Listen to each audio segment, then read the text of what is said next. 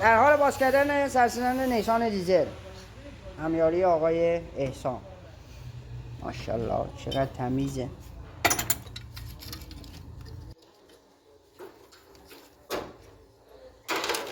برق میزنه سرسیلندر از تمیزی بیش از حد. ماشاءالله ماشاءالله بهش بگید ماشاءالله. بذار کناره شیکنشو بگید. بریم برای بعدهاش. بردن سرسیلندر نیسان دیزل خاطر این دلیل از اینجا نشریات داشته، چسبم زده، لولای خرچنگیش سوراخ شده.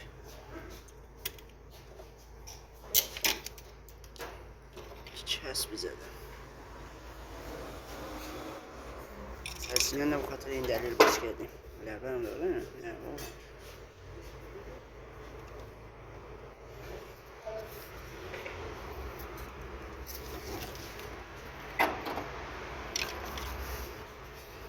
دیگه موتور باز نکردیم دوستان. سرسیلندر راحت تر از همه باز کردیم.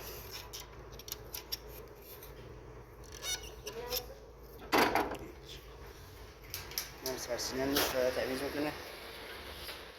برگردم کثیفی حجم کثیفیش نمیکنه.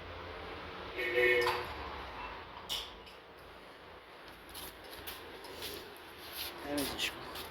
امپوناش هم خرابه بعضیاش. لکاش چست داره.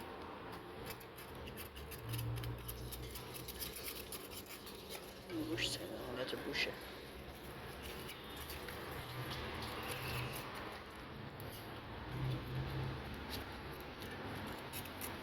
تمیزش کن محمد. توربو شارژش اینا رو قشنگ تمیز کنیم. سرویس